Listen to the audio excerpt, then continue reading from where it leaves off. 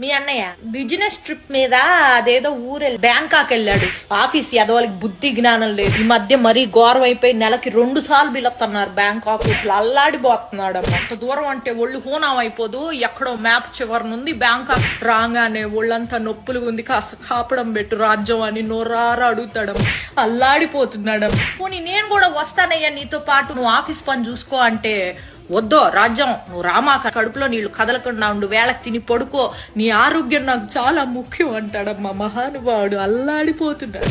ఓ రోజైతే అర్ధరాత్రి పూట ఆఫీస్ నుంచి పూజ అనే అమ్మాయి ఫోన్ చేసి నువ్వు ఉన్న పళంగా రావాలి అర్జెంటుగా అని చెప్పేసేసరికి మనిషి ప్యాంటు చొక్కా వేసుకొని గబా గబా బయలుదేరిపోయాడమ్మా. తెల్లారొచ్చాక తెలిసింది ఆ పూజ అనే అమ్మాయి ఫోన్ చేయకపోతే ఉద్యోగం కాస్త ఊడిపోయేది. అల్లాడిపోతున్నాడమ్మా మనిషి. అసలు ఏమైంది తెలుసా, నేను పుట్టిన నుంచి వచ్చేటప్పటికి ఇంట్లో ఒక అమ్మాయి ఉంది.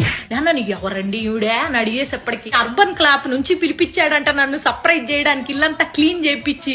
కాకపోతే నేను వచ్చేటప్పుడు మరి క్లీనింగ్ ఏమీ చేయలేదు, మరి టైం అయిపోయిందో ఏమో గానీ అల్లాడిపోతా ఉంటాడు ఎప్పుడు చూసినా. చింటూగాడి క్లాస్ టీచర్ తోటి 24 గంటలు ఫోన్ మాట్లాడుతూ ఉంటాడు. వాడికి ఎలా చదువు నేర్పించాలని చెప్పి సలహాలు ఇస్తా ఉంటాడంట. 1-2 సార్లు ఇంటికి కూడా వచ్చింది అనుకో.